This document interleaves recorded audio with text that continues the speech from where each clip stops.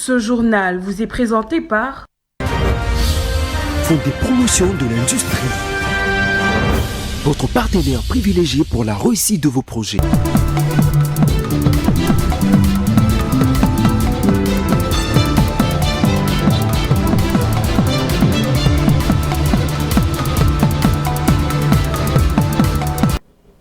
C'est toujours un plaisir de vous retrouver, mesdames et messieurs. Bonsoir et bienvenue à cette grande édition du journal. Dans l'actualité de ce lundi 20 avril 2026, dans l'est de la République démocratique du Congo, les tensions demeurent vives en dépit des récents échanges diplomatiques en Suisse.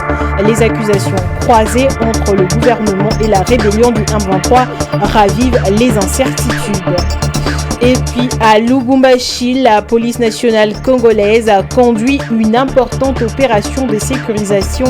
Plusieurs individus ont été interpellés pour diverses infractions, révélant l'ampleur des défis sécuritaires dans le Haut-Katanga. À l'international, enfin, l'Algérie a lancé l'Algeria Bid Round 2026, un nouveau cycle destiné à dynamiser son secteur des hydrocarbures et attirer les investissements. Je l'ai dit au sommaire, malgré les récents échanges en Suisse, les tensions restent vives dans l'est de la République démocratique du Congo.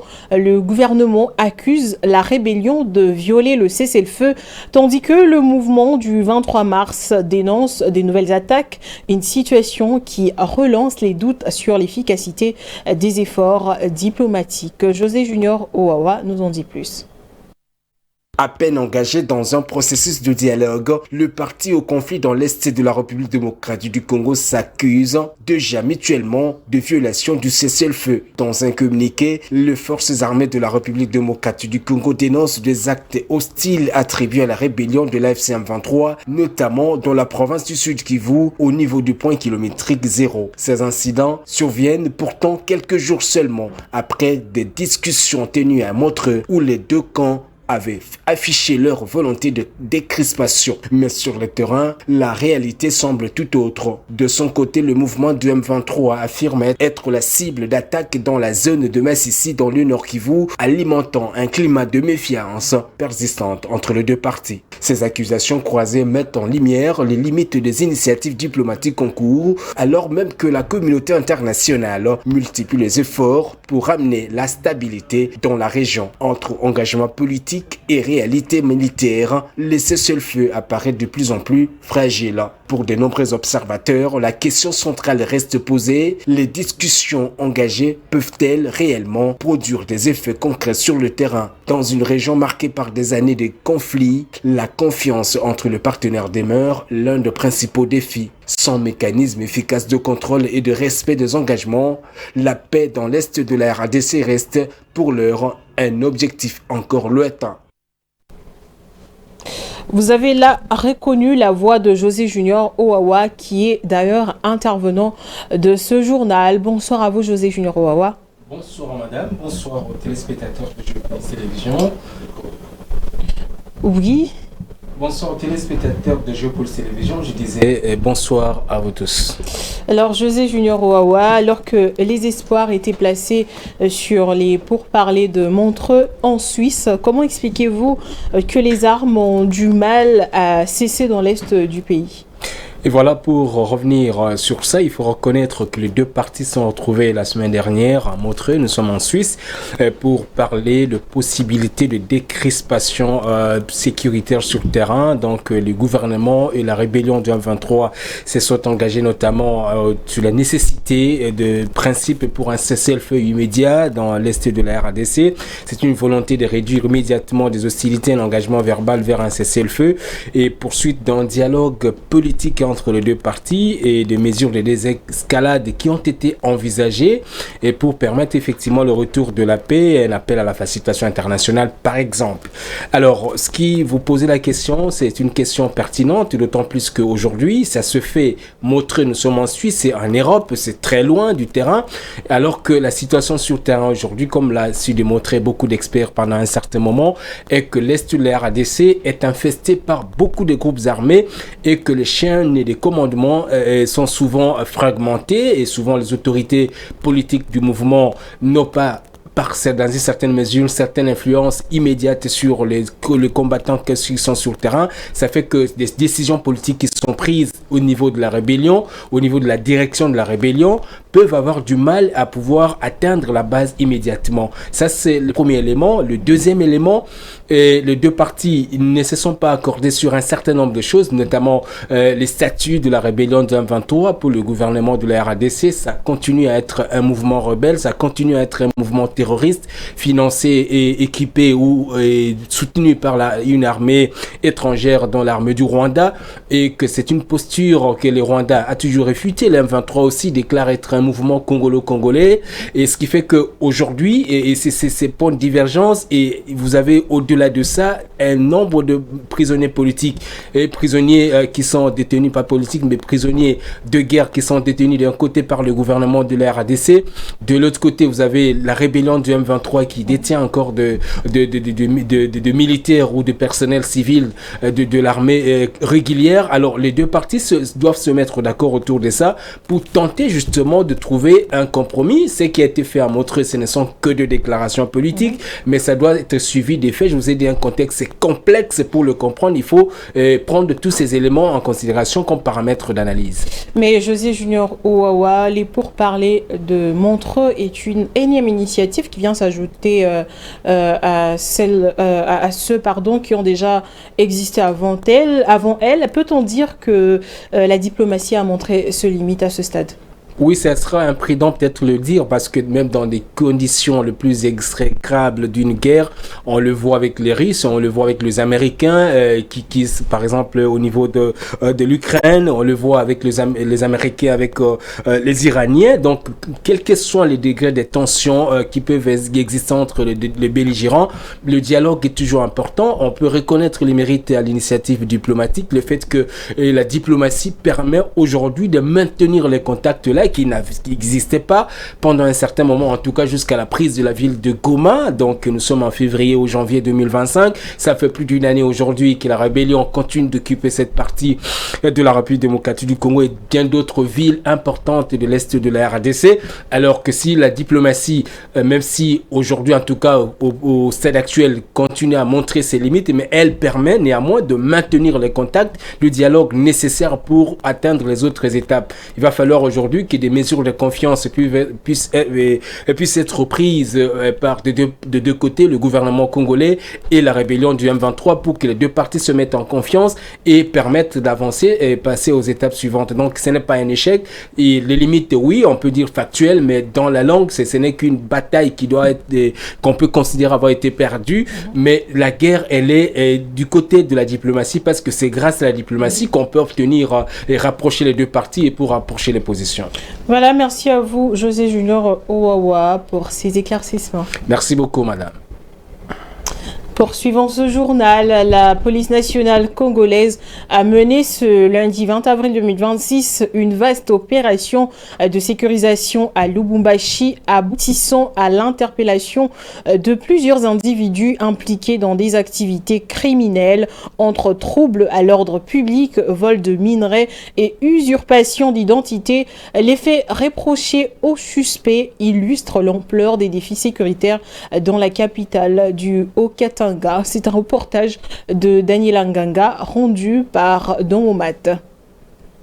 Parmi les personnes arrêtées figurent 5 jeunes présentés comme membres de la Ligue politique Junafec RDV. Selon la police, ils auraient sémé la panique durant près de 48 heures dans la commune de la Kenya. Profitant de l'absence du commissaire provincial, le commissaire divisionnaire Blaise Kilimbalimba, alors en mission à Dakar, ces individus se sont illustrés dans des vidéos largement relayées sur les réseaux sociaux. Les images les montrent érigeant de barricades illégales en plein centre-ville, perturbant gravement la circulation et les activités économiques. L'opération policière a également permis l'arrestation de 2 présumés voleurs des cathodies de cuivre sur l'axe Lubumbashi-Likasi, un corridor stratégique pour le transport minier. D'autres suspects ont été appréhendés à Kasomeno, dans les territoires de Kasenga, dont l'un est soupçonné d'avoir tué un de ses complices dans des circonstances encore à élucider. Autre fait marquant, l'interpellation dans la commune de Machipicha d'un individu se faisant passer pour un policier. Ces derniers auraient extorqué de l'argent à des citoyens à proximité du site de la Gécamine, utilisant des stratagèmes tels que la dissimulation des minerais volés dans des sacs de braise pour échapper au contrôle. Face à ces actes, le commissaire divisionnaire Blaise Kilimbalimba a assuré que tous les suspects seront déférés devant les juridictions compétentes. Les autorités entendent ainsi réaffirmer leur détermination à restaurer l'ordre et la sécurité dans la ville de Lubumbashi.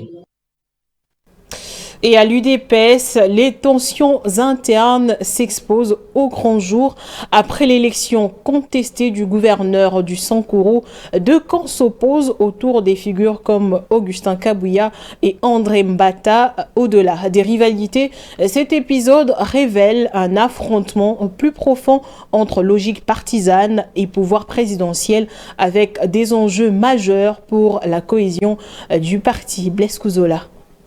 Depuis son accession au pouvoir, le parti présidentiel UDPS est régulièrement traversé par des conflits de leadership et le dernier en date illustre une fracture de plus en plus visible. Deux camps s'opposent. D'un côté, la direction du parti, menée par Augustin Kabouya, aux côtés de Peter Kazadi et Daniel Asselo. De l'autre, André Mbata, secrétaire permanent de l'Union Sacrée, soutenu en coulisses par certains cadres du pouvoir. À l'origine de la crise, l'élection du gouverneur du Sankuru. Deux candidats issus du même camp, deux stratégies opposées. Contre toute attente, le candidat soutenu par Mbata l'emporte. Une victoire serrée, mais aussitôt érigée en symbole politique. Mbata la revendique comme celle du président Félix Tshisekedi, reléguant ses adversaires du mauvais côté de l'histoire. L'histoire de Félix Antoine Tshisekedi Tshilombo, président de la République, chef de l'État et haute autorité politique de l'Union Sacrée de la Nation.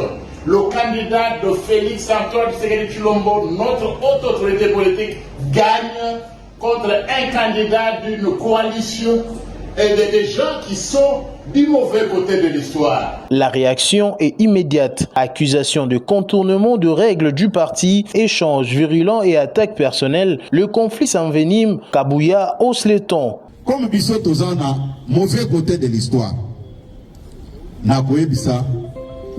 Nakoyebisa bateau technique bamekananu pour ressortir quelques images oyo yatango biso tozo nyokoma na parti oyo tant tozo nyokoma na parti oyo soki bango bazalaki wapi. Au-delà de mots, c'est un véritable duel de légitimité entre l'autorité du parti et celle du pouvoir présidentiel. Une confrontation qui fragilise la cohésion interne et pose une question centrale qui, aujourd'hui, incarne réellement la ligne du pouvoir. En toile de fond, une bataille d'influence aux conséquences politiques réelles dans un contexte où chaque fracture interne peut peser sur les équilibres nationaux.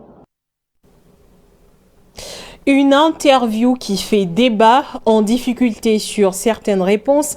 La première ministre Judith Suminwa est critiquée pour un manque de clarté, tandis que d'autres appellent à relativiser, évoquant un faux pas de forme plus que de fond. Un épisode qui relance la question de sa communication sans préjuger de sa capacité à redresser la situation. Une interview suivie et largement commentée, rare des sorties médiatiques qui font parler d'elle en République démocratique du Congo. Invitée de TV5 Monde ce 18 avril, la première ministre Judith Suminwa Tuluka a abordé plusieurs sujets d'actualité avec assurance. Mais sur les réseaux sociaux, un moment précis retient particulièrement l'attention. Une hésitation face à une question du journaliste. Il y en a ces trois pays, si mes souvenirs sont bons... Ah, vous ne le savez pas pour l'instant? Non, Pour certains observateurs et journalistes congolais, cette séquence traduit un manque de préparation. Il faut d'abord bien préparer son intervention, le sujet. Il faut en avoir vraiment la maîtrise, de fond en comble. Et puis même, pourquoi pas, s'exercer avant. Et pendant l'action, contrôler sa respiration, contrôler sa prosodie, son rythme, et puis réfléchir à fond avant d'entamer une réponse. Une lecture que nuancent d'autres professionnels des médias. Pour eux, il s'agit d'une simple contre-performance dans une prestation globalement maîtrisée. Je dirais d'emblée que j'ai été sidéré par les différentes critiques essuyées par la Première ministre. Les gens oublient que c'est une humaine, donc ça arrive à tout le monde. L'erreur est humaine, on dit. Alors, quand on se prépare pour une interview, il faut d'abord parler à haute voix. Ce que vous lisez, ce que vous préparez, le dire à haute voix, faire une sorte de simulation d'interview. Il faut dire que le trou de mémoire n'est pas lié à un manque de connaissances. Les trous de mémoire, c'est lié à un blocage momentané d'un rappel d'informations. Donc ça peut arriver à tout le monde. Entre critique et relativisation, les analyses divergent, mais convergent sur un point, l'exercice médiatique reste exigeant, même pour les plus hauts responsables politiques. Dans un environnement où chaque mot, chaque geste est scruté, la moindre hésitation peut rapidement prendre une ampleur disproportionnée. Au-delà de la séquence virale, cette interview rappelle surtout que la communication politique se joue autant dans le fond que dans la perception. Rectification, vous venez plutôt là de suivre un élément sur l'analyse des réactions dans la presse congolaise concernant la récente sortie médiatique de la première ministre Judith Suminwa. Comme je le disais tantôt, une interview qui fait débat, en difficulté sur certaines réponses. La première ministre Judith Suminwa est critiquée pour un manque de clarté, tandis que d'autres appellent à relativiser, évoquant un faux pas de forme plus que de fond. Un épisode qui relance la question de sa communication sans préjuger de sa capacité à redresser la situation. Blaise Kouzola. Il y en a ces 3 pays, si mes souvenirs sont bons.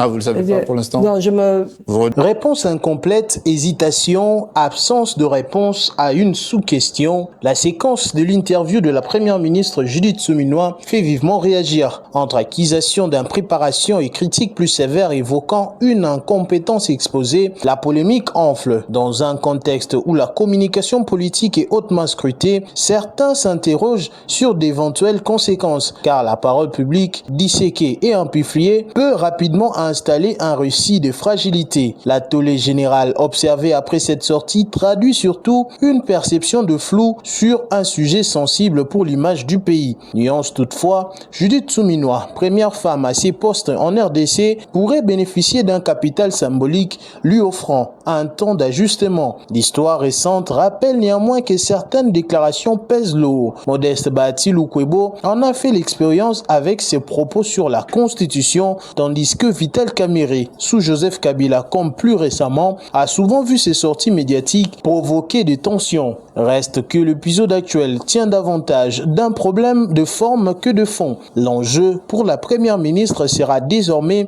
de corriger sa communication et de rassurer sur sa maîtrise des dossiers. En politique, une erreur peut passer, mais rarement se répéter sans coup.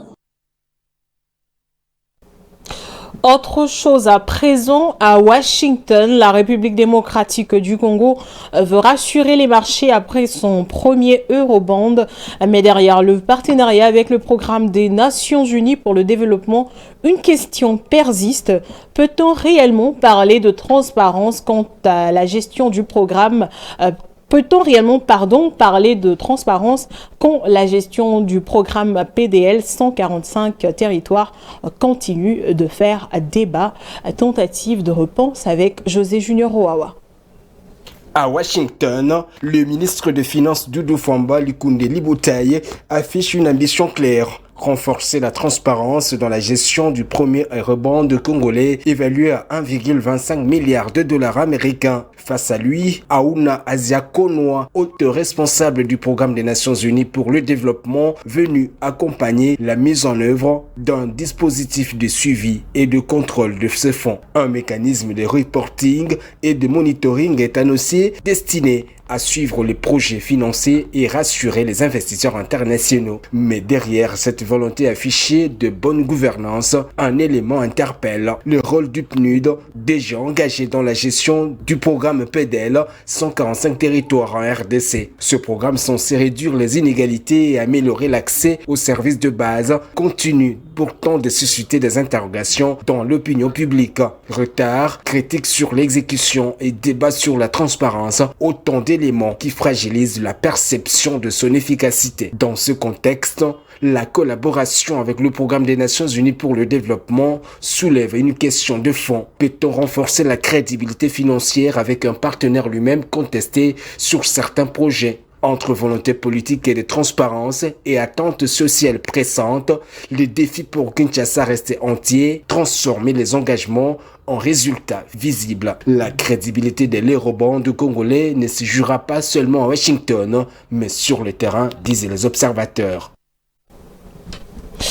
Hausse des prix de carburant à Kinshasa, le litre d'essence et de gasoil a connu une augmentation d'environ 200 francs congolais, une décision qui relance le débat sur la viabilité du système de subvention longtemps utilisé par l'État pour contenir le prix à la pompe. Suivez ce commentaire de Daniela Kalela.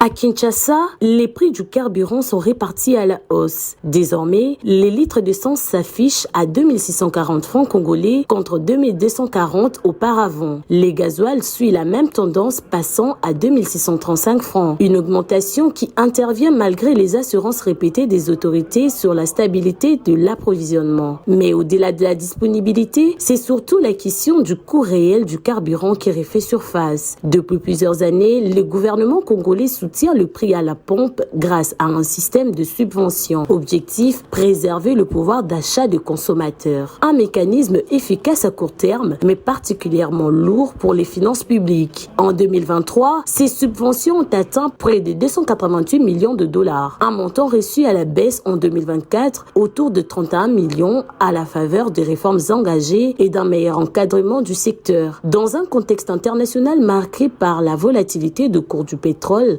notamment depuis la guerre en Ukraine et les tensions persistantes au Moyen-Orient, ce modèle a montré ses limites. Pour les analystes, l'enjeu dépasse désormais la simple question de l'approvisionnement. Il s'agit de rendre le prix soutenable alors que l'écart entre le marché international et les tarifs locaux continue de se creuser. Dans ces contextes, la hausse actuelle apparaît comme un compromis, alléger la pression sur les finances publiques sans provoquer un choc trop brutal pour les ménages. Mais elle révèle aussi une fragilité structurelle, la forte dépendance de la RDC aux importations de produits pétroliers. Résultat, les subventions s'apparentent davantage à une réponse conjoncturelle qu'à une solution durable aux défis du secteur.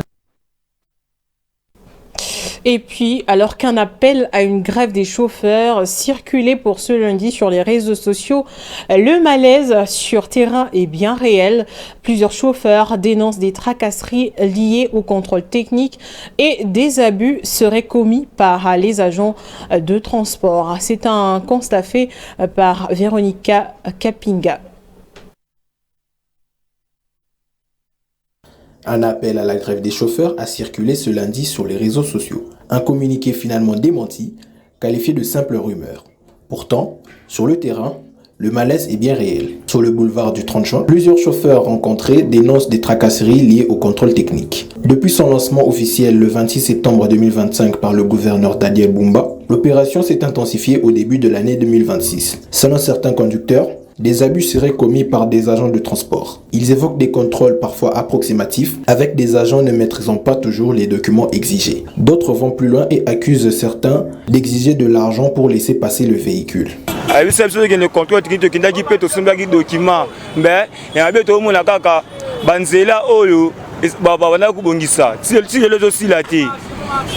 tosomi contrôle technique mabatila mabe mituke to suba mpani mabende yango wana anticiper na ba agent na yo abimseke ba diprogré basala contrôle ya assurance vignette na contrôle technique wana ba voyu baze belé au moins oza minkana na normal ba lukolo ka ribuki mo poka bakanga yo. Plusieurs automobilistes déplorent une multiplication des tracasseries routières. Entre embouteillages persistants et manque d'expérience de certains agents, la circulation devient de plus en plus difficile. Mais je ne sais pas si on peut continuer à l'appeler contrôle, parce qu'un contrôle, ça a une période bien définie. Ça, je ne sais pas si c'est défini. Il faut chercher d'autres mots. Je ne pense pas que c'est toujours le contrôle, parce que ces gens-là commencent le travail à 7 heures pour terminer à 18 heures de fois. Ils travaillent du lundi jusqu'au samedi. Or, On n'a que 5 jours, c'est au moins que j'oublie 5 jours de travail. Mais ils travaillent jusqu'au samedi. Cependant, tous ne partagent pas cet avis. Certains usagers saluent une initiative nécessaire pour assainir le secteur automobile. Bon, toujours respecter le contrôle technique, na assurance, na vignette, toujours pour respecter un makasi. Pour ça, bola mon abisso mo ya peuple na nous, peso sunga pe na l'état pe pour na sala pe musala na nzela. Face à cette situation, de nombreux chauffeurs lancent un appel aux autorités urbaines. Ils demandent au gouverneur de revoir le dispositif, notamment en retirant certains agents jugés incompétents afin de fluidifier la circulation et garantir un contrôle plus professionnel. En sport, le processus électoral à la tête de la Fédération congolaise de football association entre dans une phase décisive. Ce lundi 20 avril, de nouveaux prétendants sont attendus au siège de l'instance pour le dépôt officiel de leur candidature à l'élection présidentielle prévue le 20 mai prochain. Blaise Kouzola.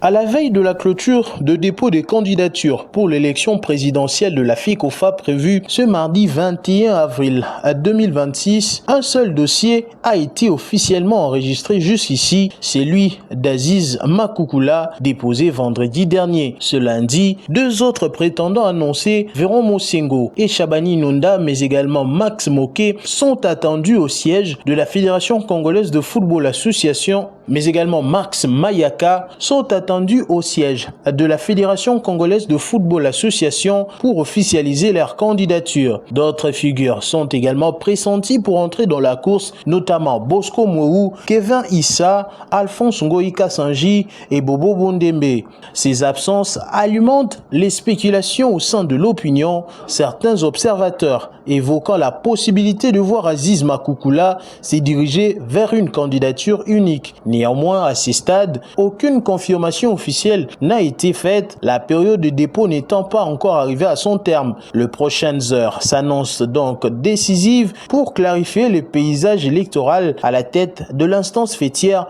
du football congolais. À mesure que la date limite du dépôt est prévue ce mardi 21 avril, le paysage électoral se précise progressivement, laissant entrevoir une bataille intense pour la succession à la tête du football congolais. C'est aussi au-delà de nos frontières. Place à la page internationale.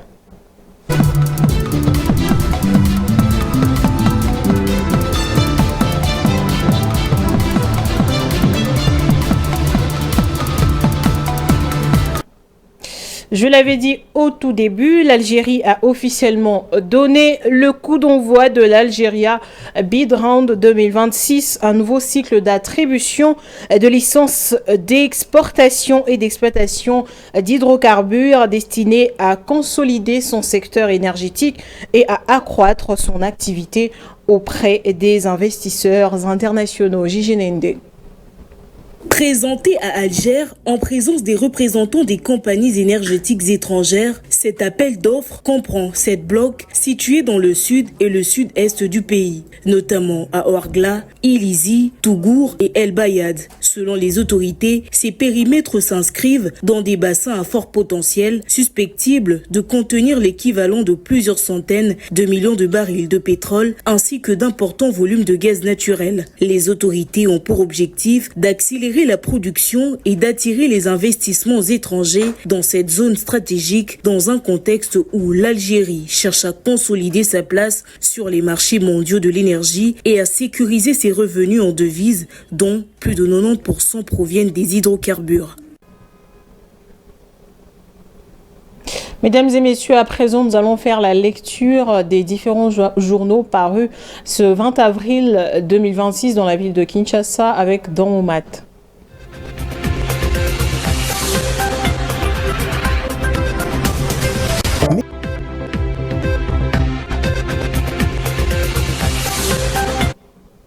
Ce journal est terminé. Tout de suite, le rappel des titres.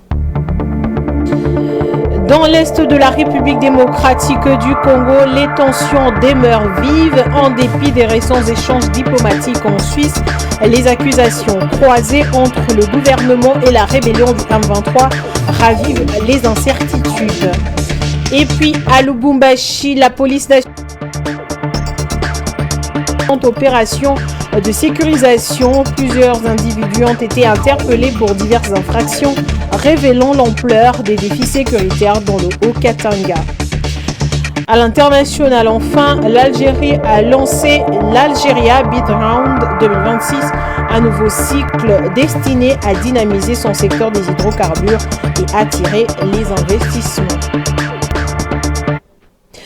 Fin totale de cette édition, mesdames et messieurs, merci de votre aimable attention. On se retrouve demain à la même heure. Au revoir.